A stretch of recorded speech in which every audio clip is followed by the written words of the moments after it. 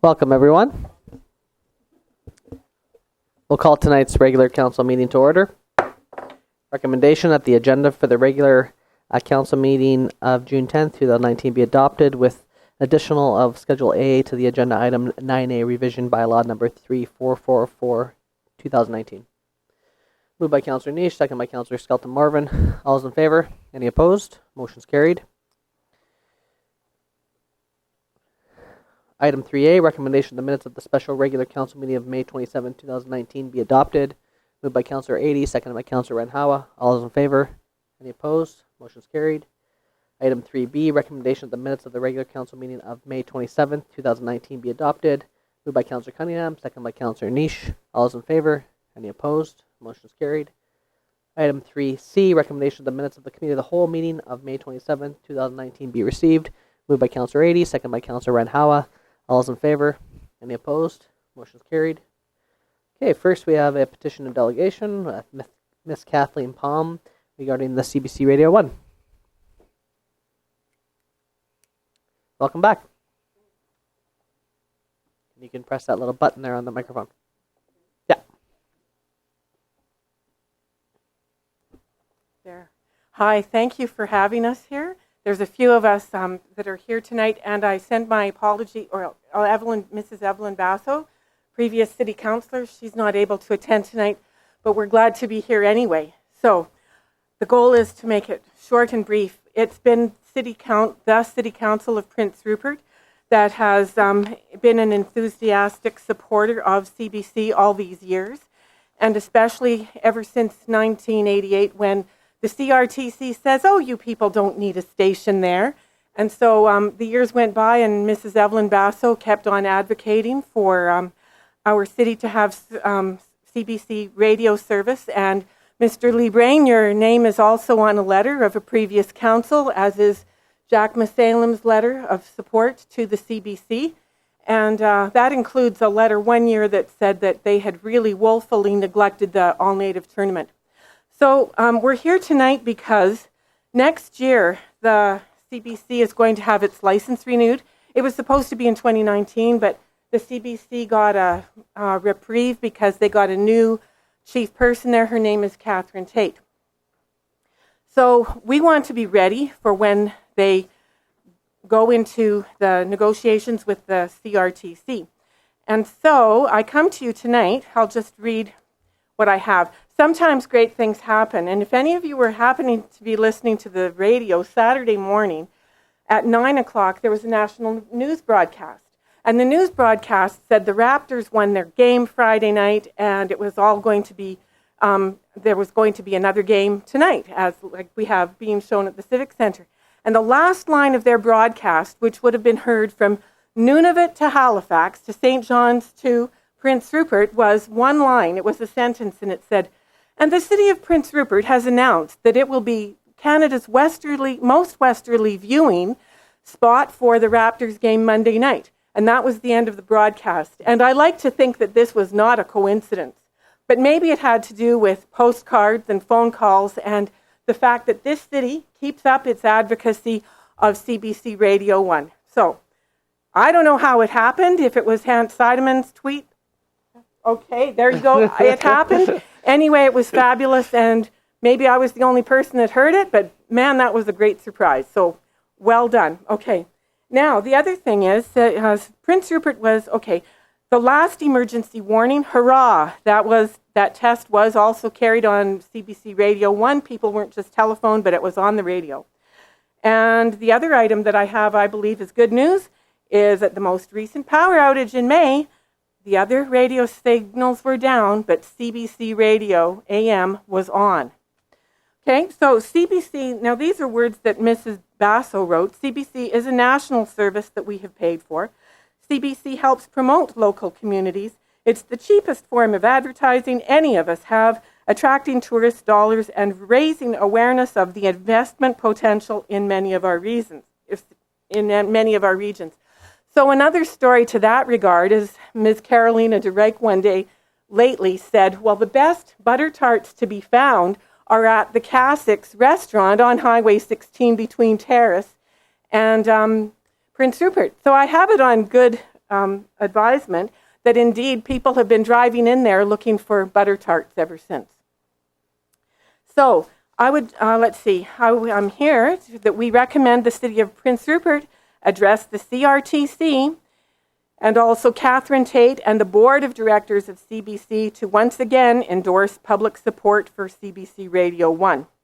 That in the license to be renewed by the CRTC, Prince Rupert recommends Radio 1 will continue to be the most timely source of Canadian immediate information, original news and programming, predominantly and distinctively Canadian, and something that's not in there now, but vitally the audience of CBC 1 to be declared Canadians in Canada. That's because if you listen, what I started doing is counting. And I started counting the news, and I've started writing them down. The news stories, is there a reporter? Is there a voice that reporter, like for example in 2016, it was story, Mr. Trump does this, then he got elected, and now he's gone on a junket to England and all that. But anyway, if you just count whatever you're interested in, if it's search and rescue or history or women's sports or what's going on in other municipalities in Canada, you just start counting whether it's the news stories or the other stories. And so that information, I believe, would be more Canadian if it was declared in the Broadcasting Act of Canada. So we have postcards to share for sending to the CBC audience relations. We live in an environment where not everybody's online, not everybody's ever going to be online.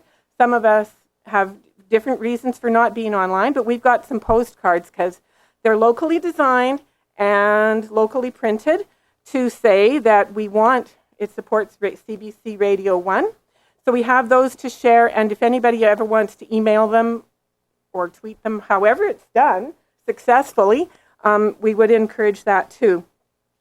So there is a need for Radio 1. There is a desire for CBC Radio 1. When the power goes out for 12 days or so, like it did on one of the islands off of Vancouver last year, or even in the winter when they had a power outage, and then this spring when there was a 12-day burnout of a community in northern Manitoba, for example, in Manitoba, a woman said, she was quoted as saying, well, it's really hard to find out what's going on. But we know that CBC has the facility, if our transmitters got burned down, that they would still be able to broadcast to us. And so through many ways.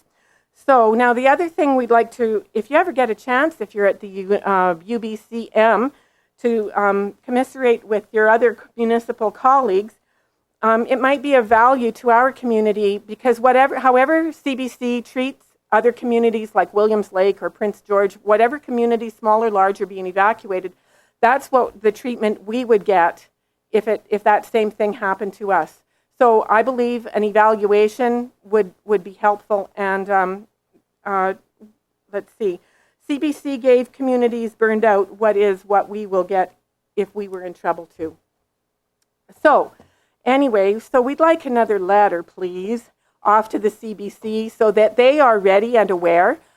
Today I got a phone call from one of the Vancouver directors of CBC to say, well, I had messaged her and let her know that we were going to be here tonight. And she said, I just want you to know that she will be coming up soon. Don't know when soon is, but anyway, she's coming. She's interested in what our community has to say. And I believe that because of our advocacy since 1988, we're really good at saying, you know what, citizens of Canada are really important. And what we know, what our stories are important to everybody in Canada. You just start counting and you go, okay, well, how many times have I listened to anything what's going on in Yellowknife? Or who is the Premier of New Brunswick right now? And then you go, okay, well, if there's something disastrous, then you're going to find out. But that's not quite news. And the last thing, one of the more last things I'll say is that I also acknowledge the superior quality of news and media that we have in this town.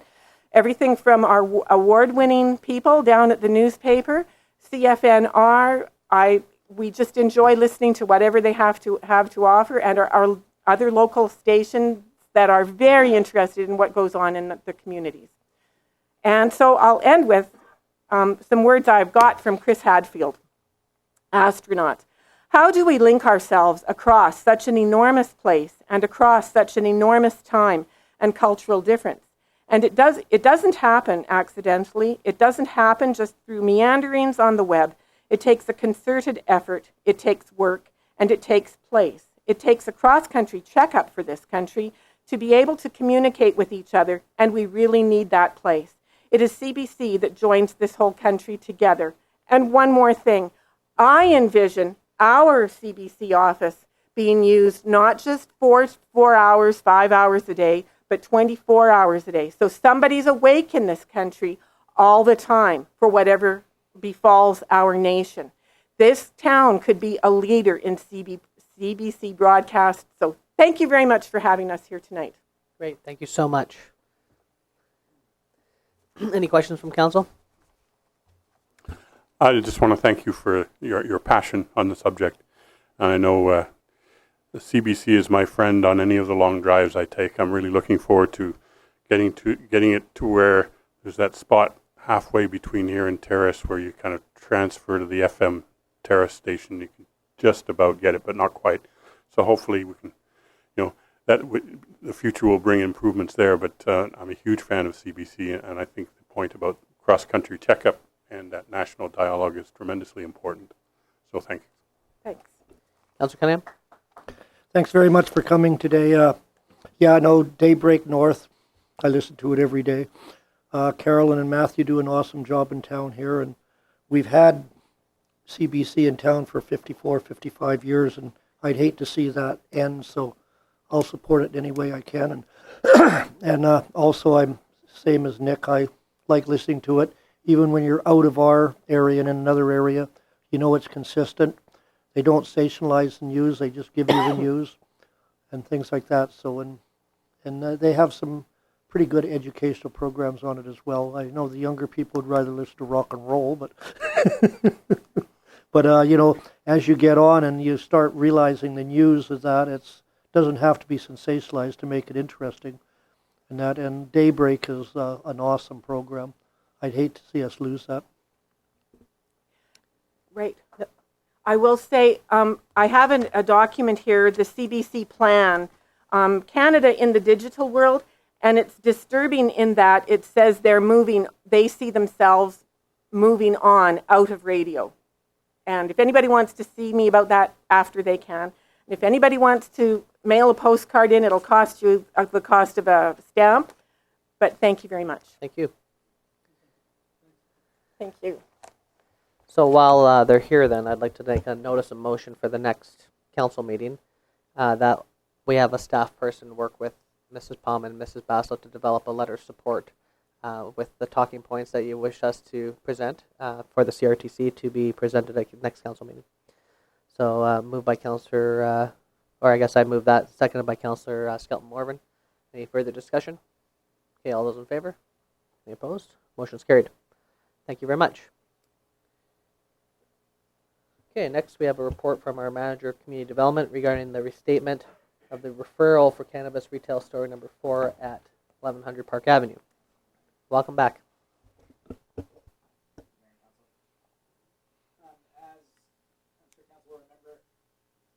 you go. As I'm sure Council will remember, Council considered an application for a cannabis retail store at unit number 4, 1100 Park Avenue back in February of this year, and at that time moved to refer the application back to the province in a positive manner. After some correspondence from the Liquor and Cannabis Regulation Branch, they have informed staff that they needed some additional information to have been presented to Council to consider the positive recommendation to be in order with the provincial regulations. So nothing has changed with regards to the application. The contents of this report that I've delivered to you, along with a restatement of the motion of a positive recommendation for the original application, will suffice to have it be considered by the province and to continue in the provincial pathway. So is it just a wording issue was the problem for them, or? So when Council developed the policy number 100-23 for the consideration of cannabis retail stores. The intent was to have the policy be the means by which council evaluated proposed locations, and to not have council have to evaluate every single application and all of the details, but to provide a pathway where they could try and meet some criteria, and if they met criteria, then the final step would be for council to consider the responses from the public and any other information and to make a recommendation on that basis. The provincial regulations state that council has to, or that the municipality must describe the reasons that they've approved each individual application, which is complicated by the fact that we have set up a policy to essentially do that for us. So as I mentioned, this report that I deliver here states that it should be understood that if council provides a positive recommendation to the province for the referred application, it's because they have considered all of these factors that the regulation branch requires and considers that the proposed application will have a generally positive impact on the community. And I've checked with the contents of this report and with the proposed motion with the Liquor and Cannabis Regulation Branch, and they have confirmed that this would be sufficient. Okay. Councillor Cunningham. So why wasn't this caught earlier? That's a good question. The regulations, it was felt that the policy that was put in place would be sufficient on its own to demonstrate council's intent to the Liquor and Cannabis Regulation Branch. This is the first time. This is the first application that we had considered. The province is also just for the first time considering these applications, and hadn't provided us any indication that the manner in which we are planning on evaluating these applications was going to be insufficient in their eyes. And I should point out that our policy is not insufficient in their eyes. It just requires that when staff bring these reports forward to council, that we include somewhat more information in the report, and we don't leave it to the regulation branch to sort of read between the lines and read the policy and infer from the policy what council's intent is. So we have to restate it during the approval. Essentially, basically. we essentially need to describe the rationale that went into creating Twice. the council policy. Well, Yeah. the rationale behind the policy in the report that we bring to council for it to be acceptable to the regulation branch. Gotcha. Other questions? Well, it seems like a small hiccup in the newly regulated cannabis industry area, so.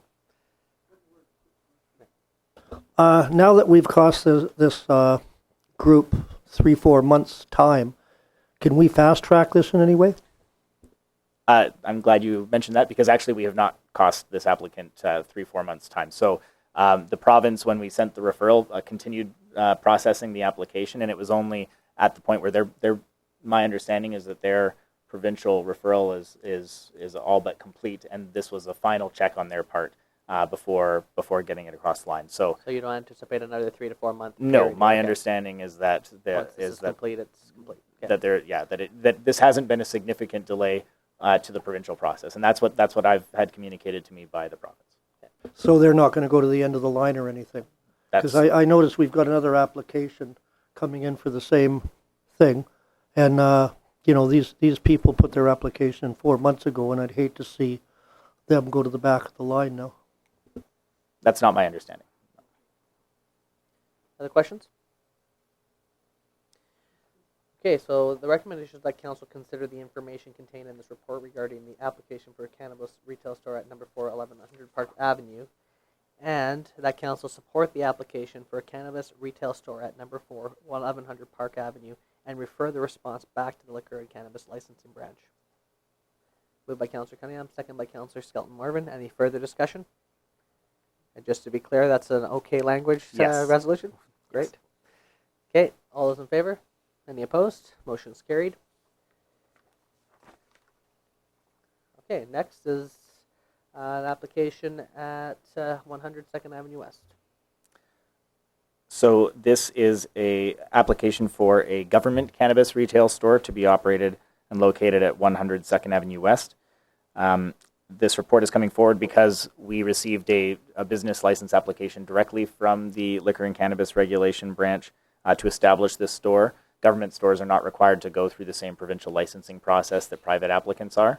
But we do follow the same policy for evaluating those stores as we do for private retailers. So the Liquor and Cannabis Regulation Branch has completed all of the steps in the Council Policy 100-23 for their cannabis application. The fire chief and RCMP detachment have reviewed their security and fire safety plans, the preliminary fire and safety plans, and have deemed them to be acceptable. Notices were sent out to affected residents within a radius of the potential store, and notices were published in the local newspaper. At the time of this report, no responses have been received, positive or negative, into the city office. The applicant has paid all of their associated fees and proposes to be open no later than the council established hours of operation. So at this time, if council wishes, they can, but our policy requires that a business license not be issued unless council has positively recommended that it be granted. So at this time, if council is prepared to grant that business license, they can move to do so. Questions from council? Councilor Cunningham. Seeing as this is going to be in the same building as the liquor store, is there going to be separate entrances and separation between the two?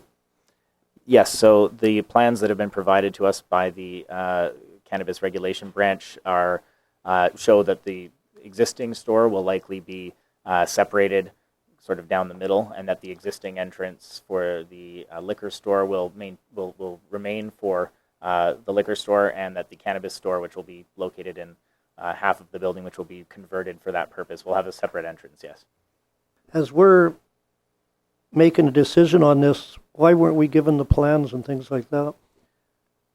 That's not something that's required by the council policy. The council policy and the business license bylaws require that those be provided to the fire chief and the RCMP detachment for their review, and those steps were followed. So that's... I think we trust our staff at a certain degree to take care of an administrative issue. I've got no problem with that. It's just on the first application. Maybe it's because it was the first application.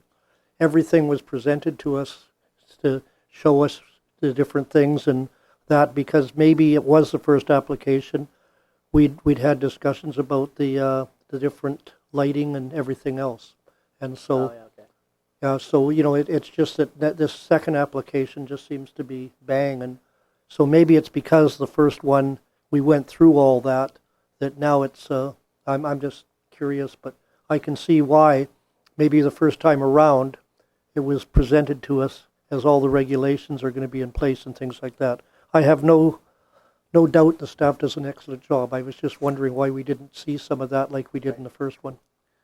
If I may, that information was not provided in the report to council that I issued for the initial application. The information that I provided to council at these kinds of approvals have been the site maps as has been presented for this one, but not the security and fire safety plans. Those weren't included in the initial ones either. So we are treating all of the applicants under the same basis as kind of laid out by the policy. Great. Other questions? Okay, so the recommendations that council consider the application for a government cannabis store located at 100 2nd Avenue West, and that council support the issuance of a business license for the proposed government cannabis store at 100 2nd Avenue West. Moved by Councillor Niche, seconded by Councillor Randhawa. Any further discussion? All those in favor? Any opposed? Motion's carried. Thank you very much. Run back down to the Civic Center now.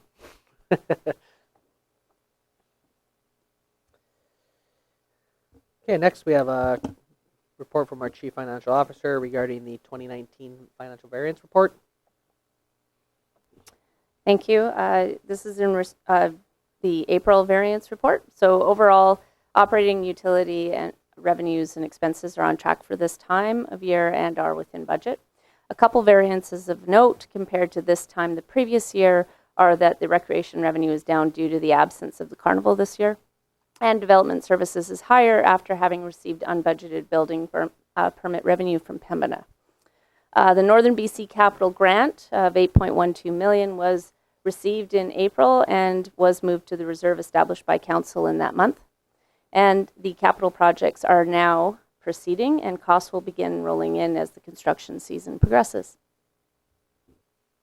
Any questions from council?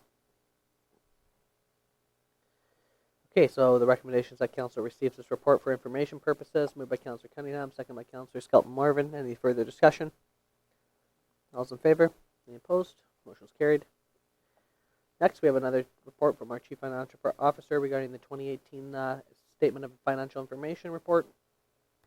Thank you. The BC Financial Information Act requires municipalities to prepare a document called the Statement of Financial Information. This document provides additional information beyond that provided in the annual audited financial statements and must be approved by Council before June 30th, 2019. Council is asked to approve the 2018 Statement of Financial Information, thereby fulfilling the requirements of the BC Financial Information Act. Okay, any questions from council? Recommendation that council by resolution approve the 2018 Statement of Financial Information. Moved by Councillor Niche, second by Councillor 80. All those in favor? Any opposed? Motion is carried. Next, we have a report from our city manager regarding the 2018 annual report.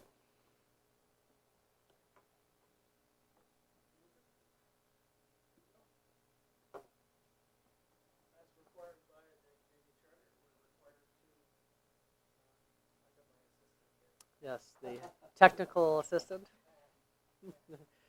Not allowed to say that now.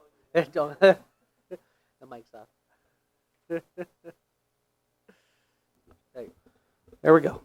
So, as a requirement, we're required to issue an annual report each year, and this basically sums up all the things that council and the staff have been working on during 2018. So, the annual report must include the financial statements, a list of permissive tax exemptions, the report and progress on municipal services and operations, and any declarations of disqualification under Section 111, of which we have none. So the year in numbers. So according to Stats Canada, there's 12,222 of us. Of course, that's not consistent with our own information. Indicates that there's over 13,000 of us. I can't read most of that because it's too small for my old eyeballs. Help me out. It's in the annual report. Yeah. Here, can you made it so small there, I can't read it either. Okay, so there's one open house session detailing the Hayes 2.0 blueprint, 2,173 to 2,532 increase in likes on the city's Facebook page in 2018, 185 meters of completed in repaving and replacement of the water main along McBride Street, one anchor tenant on Watson Island, 48 mega yacht visits at the Calbay Marina, and one kayak launch installed at Calbay Marina, 114 business licenses issued to new businesses, and phase 2 of the water project tendered for dam replacement, with the phase 1 having been completed, and 320 building permits issued with a total investment value of approximately $138 million. So all of this information is in our annual report. It also includes. Great. Yes, it also includes letters from the mayor and the manager, council profiles, and our meeting schedule that took place, organizational chart, reports from all city departments, excerpt from the community charter, audited financial statements, permissive tax exemptions, community enhancement grants, contract information. Now, we've got a nice video interlude to show all the things that actually took place in 2018.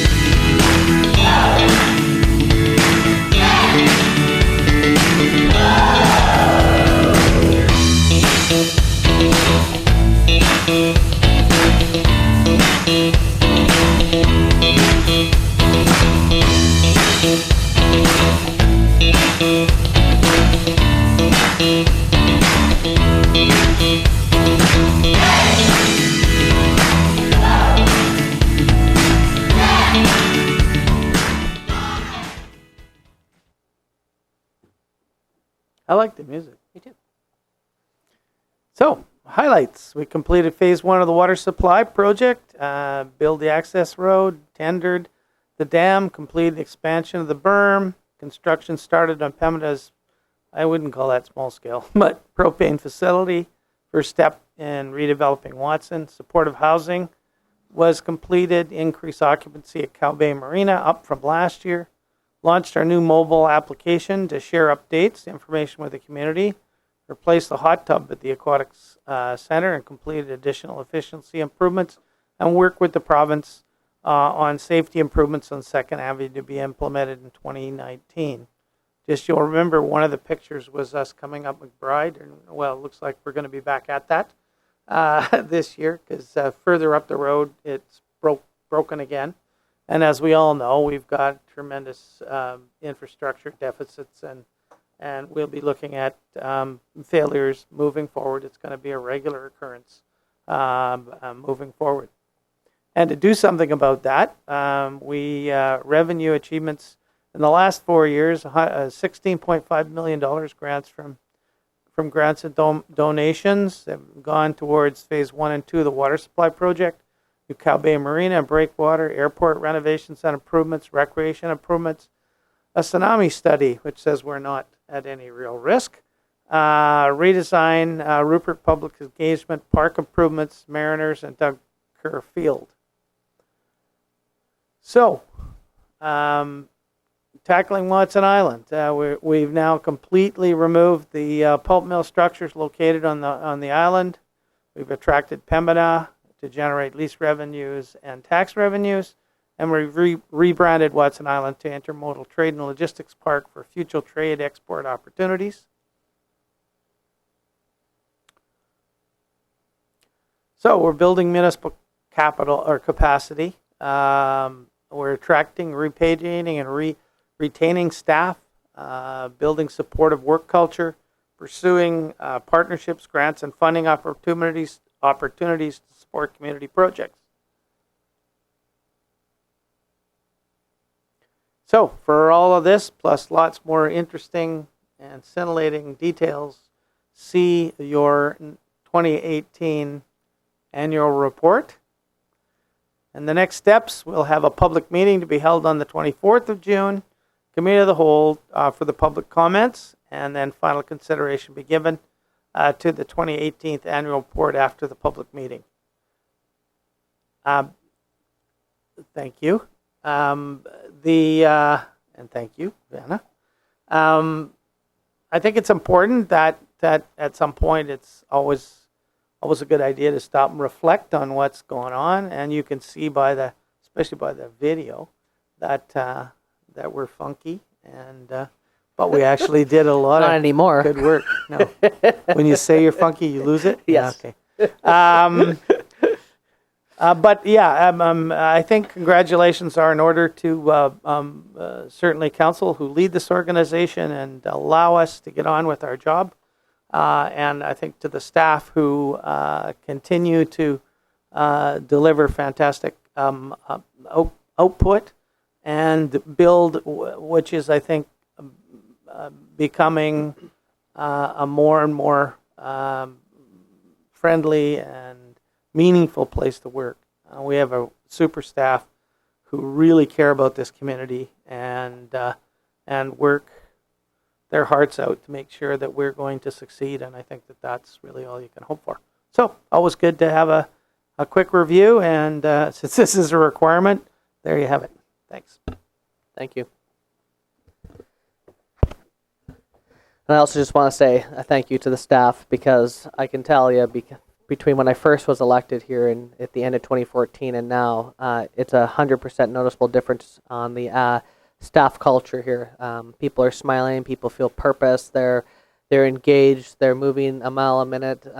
They feel responsible to take this community to the next place. And councils come and go, but staff, they end up working 30 years in a certain organization like this. And these are people that are going to be the next people that build this community, and we're happy as a council, I know, to support the leadership that our city manager is particularly embedded into the city culture, particularly how they run the staff performance management, and it's made a huge difference in their lives, and it's great to see. So all the work that's being produced is because, you know, a happy community starts with happy people working for it. So I think we're getting there, and it showed in this year's budget as well.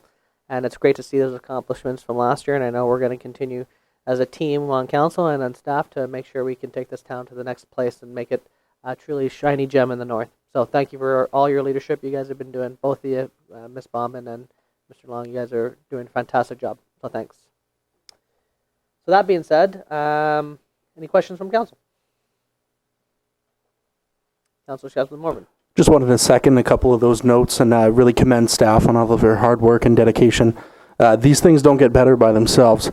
For me, I believe that the enemy of progress and change is a closed mind. And I think if we continue to keep an open mind and work hard and just keep going forward. So yeah, thanks again to the staff and the previous council. And for me, as my first term, I'm honored to be here and be a part of this change. So thank you.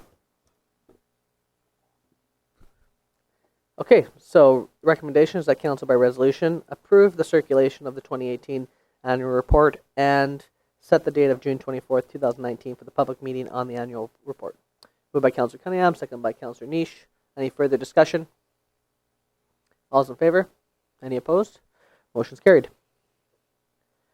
Okay, next we have a correspondence for action from Norma Stubenberg, a grant writer at the Get Development Corporation, regarding a letter of support for their NDIT grant application to renovate their community building located at 3rd Avenue and 6th Street. So the recommendations that council approves and makes the following resolution, whereas the City of Prince Rupert desires to create a supportive and inclusive community for all, including our First Nations populace, and whereas in small communities, social gathering spaces such as community halls are an integral part of community life as they create a central meeting space that encourages people to gather and share in cultural events. And whereas the City of Prince Rupert sees the development of Gitga'at First Nations community space located at the corner of 3rd Avenue West and 6th Street as a valuable community amenity, and therefore be it resolved that the City of Prince Rupert supports the Gitga'at First Nations application to the Northern Development Initiative Trust for $30,000 to help fund the renovations of their building located at 6th Street 2, 3rd Avenue West, and authorize staff to send signed notices to send signed notice of the City of Prince Rupert's support to Northern Development Initiative Trust. Moved by Councillor Cunningham, second by Councillor Niche. Any further discussion on this? I think this is a very important and intricate part of our community. I've been to many functions, as the mayor and most of the councillors have, at the Niska Hall, as we call it, and oh, no, isn't it? Sorry. It's Gitga'at. Oh, Gitga'at, Yeah. okay. Their new building, the red building across from. Okay, Leonard's building, yeah, yeah. okay. Yeah, well, still, Yeah. it's, the Niska Hall's important, but having another hall for different groups to meet and that is extremely important. I'm not up on the new names. I still call them the old names, Kit Catlin, that. But anyway, yeah, no, I support this 100%. We need more and more meeting spaces and community spaces in town. Thank you. Absolutely. Any further comments? Okay, all those in favor? Any opposed? Motion's carried. Okay, on May 27th, 2019, at the council's closed meeting, the following resolution was made in regards. Oh, would you like to read that resolution out, Mr. Deputy Corporate Administrator? Thank you, Worship. On May 27th, 2019, at Council's closed meeting, the following resolution was made in regard to the appointment of directors to the Prince Rupert Airport Authority Board. Moved by Councillor Niche and seconded by Councillor Cunningham that Council appoint Cody Smith, Emerald Murphy, and Antonio Vera to the Prince Rupert Airport Authority Board for a 2-year term, and that Council release this resolution at a future regular meeting of Council, and that Council instructs staff to continue its search to fill the final vacant position on the board, and that was carried. Great, thank you very much. Okay, next we have 9A. I believe this is just a small procedural issue, so the recommendation is that Council give third reading and adopts the revision bylaw number 3444, 2019. Moved by Councillor Niche, second by Councillor 80. Any further discussion? All's in favor? Any opposed? Motion's carried. Next, we have a report from our city planner regarding an application to amend the quality of life official community plan and zoning bylaw for a portion of property located on Bigger Place. Welcome back. Thank you, Mr. Mayor. Oop, what did I do? No technical assistance. Okay. I'm pretty good at this.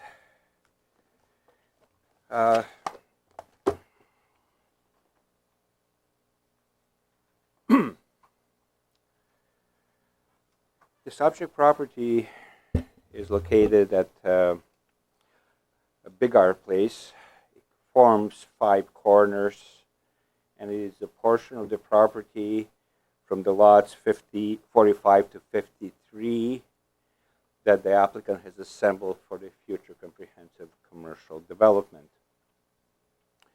The property is within the westerly portion of the downtown development permit area.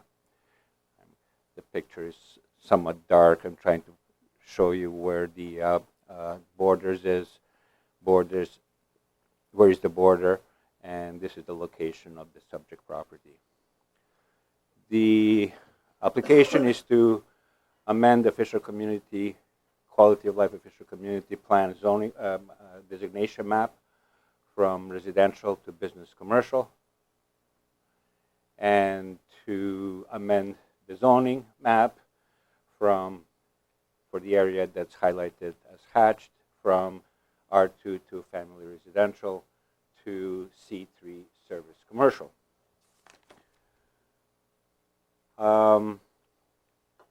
As noted, subject property is included in a downtown development permit area, and by including it into the commercial framework of the 5 corners makes the land use planning sense. With respect to cost and budget, the applicant fees will cover the cost of processing and the public hearing notifications. And the proposed amendment, in conclusion, the proposed amendment is consistent with the long-term downtown plans. And that concludes my report, Mr. Mayor. Thank you. Questions from council?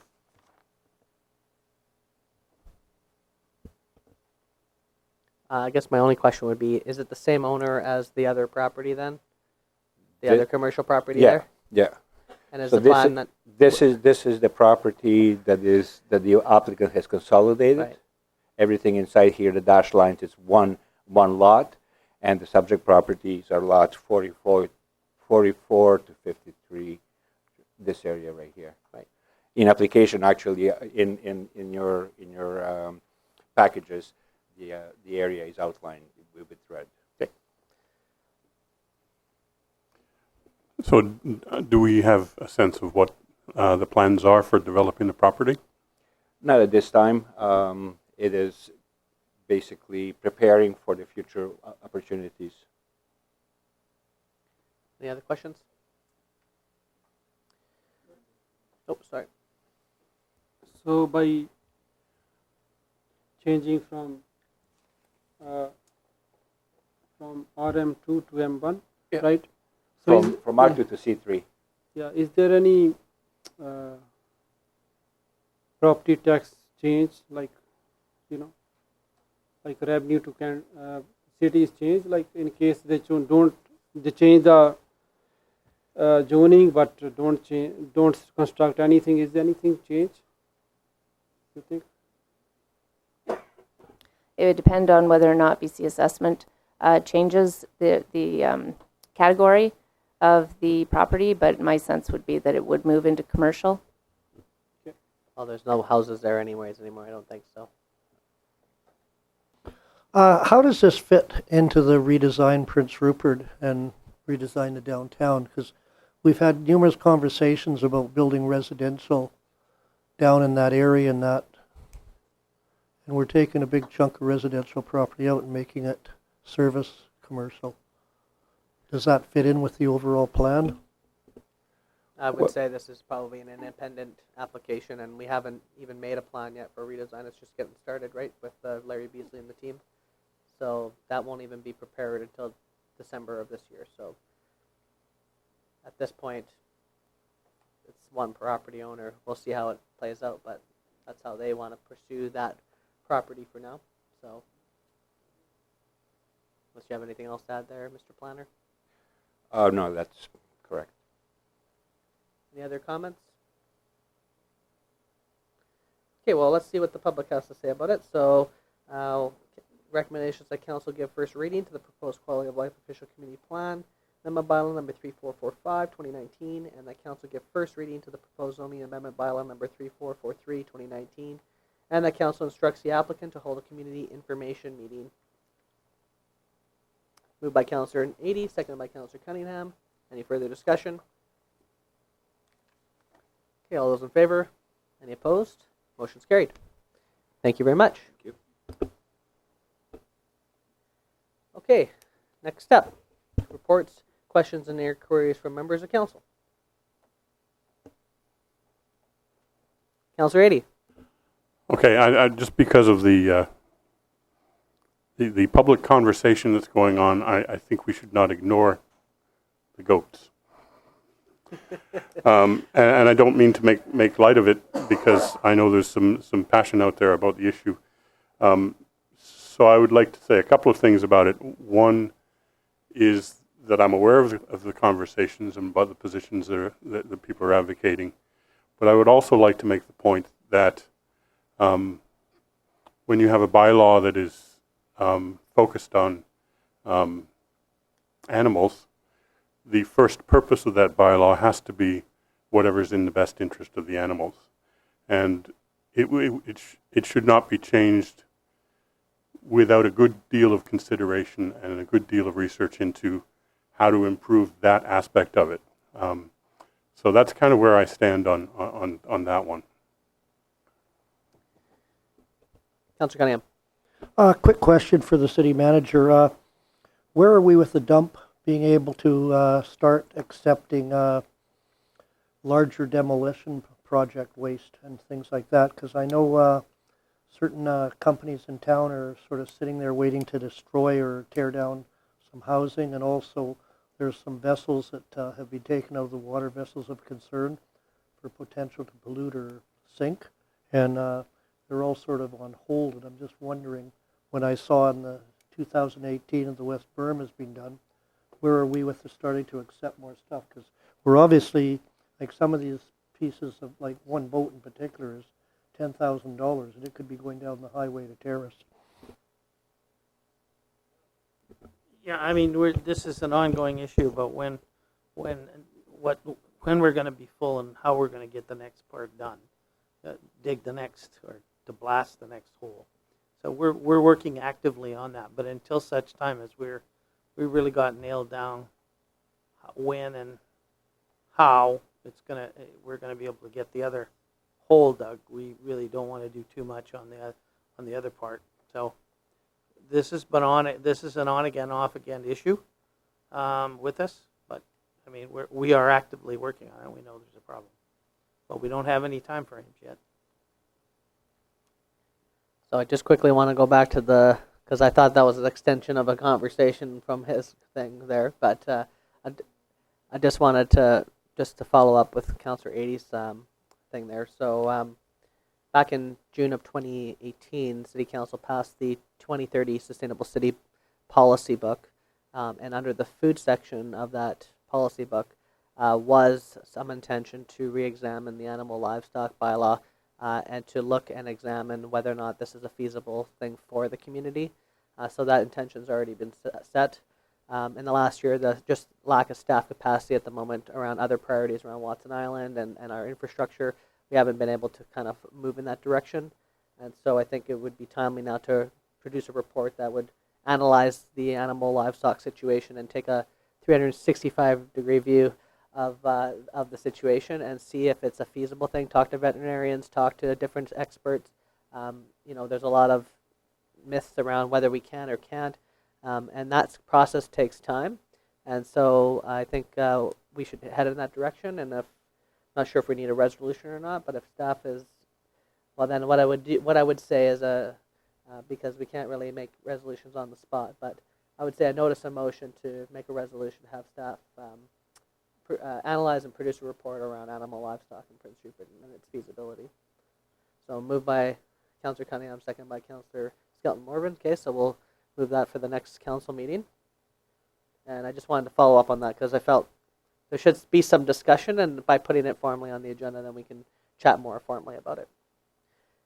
You had something else you wanted to say? Yeah, just one further thing. Last weekend was Seafest, and it was an amazing success. And the mayor, Councillor Neese, and myself helped with the parade and direct traffic, things like that. But the whole community seemed to really like it. Well, I bumped into a couple from Florida that were standing by Safeway there, and they wanted to know if this was an annual event, and I said, yeah, it is. And they said, well, gee, we didn't know about it, but we're coming back next year. This is fantastic.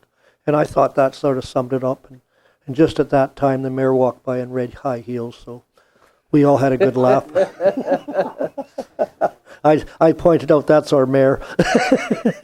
Don't you like his shoes?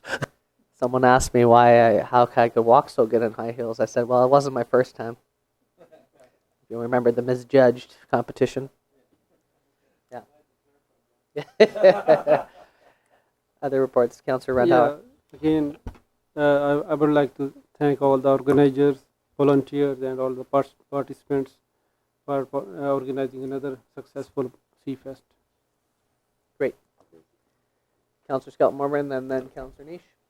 Yeah, I'd just like to kind of third that, as well as thank all of the volunteers for putting on such a wildly successful event, and the mayor and myself and Councillor Moreau quite enjoyed the pie throwing booth. It was a fundraiser on behalf of Early Childhood Educators of British Columbia, so we enjoyed a good, flavorful pie throwing this year. They spiced it up a bit with chocolate and strawberry syrups and things like that. So yeah, once again, thank you for the volunteers for putting on such an amazing event. And I'll add that Councillor Skelton Morvan's daughters have quite an arm. I will second that. And then Councillor Ady. Just to add to the Seafest, I would love to push people more and more to get out to volunteer. We are, we've lost Joy Sundin as our main organizer of Seafest, and other people have stepped up now. And we need other people to step up for all these things, because as people get tired of doing, volunteering for year after year, we need new people to step into those positions. So for next year, please come out and help. It doesn't take much time, and try and plan it so that you can do something when you're not wanting to participate in other events, and you can volunteer a few hours here and there. Councillor Ady, then Councillor Cunningham. Yeah, I'll echo the appreciation for all the volunteers and the quality of the weekend. And just a short anecdote of my experience walking up 3rd Avenue not long after the parade was over, and people sort of all across the street in big lineups for food. And somebody tapped me on the shoulder, and I turned around, and it was somebody I taught probably 20 years ago and hadn't seen since. Probably wouldn't have recognized him. But I tell the story to make the point that it's the people and the interactions, and the fact that the event brings people back who don't live here anymore, but they come back and reaffirm some of those relationships. And I think that is what makes the event really special. Thank you. Councillor Cunningham. On a note with Councillor Neese, Marinda Kessler is the new Joy Sundin. She's in charge of special events. And if anyone wants to volunteer, they just have to get a hold of her. And, kudos to her first year. She just started this year.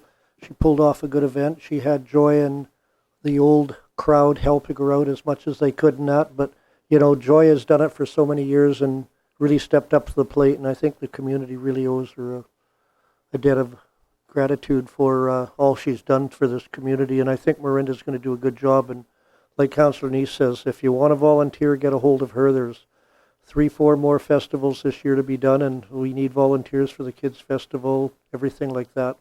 And on a second note, even though it's Councillor Randhawa and myself's daughters are on the team, the girls, Prince Rupert women's soccer team won their 2nd straight tournament, beating Terrace this time 1-0. It was a fantastic game, and they won the Kitwanga tournament, now this one, so they go to Kitimat next, and it's really nice to see our team stepping up. The men were in the final, and I don't know if they won or not, because at that point I went home. Councillor Neese says they didn't, but we had both our men's and women's teams in the final, and one won and one lost. So that says something for the quality of athletes in our town. Awesome. Thank you. Okay, and entertain a motion to adjourn. Moved by Councillor Renhowa, second by Councillor 80. All those in favor? Meeting's adjourned. Thank you very much. Have a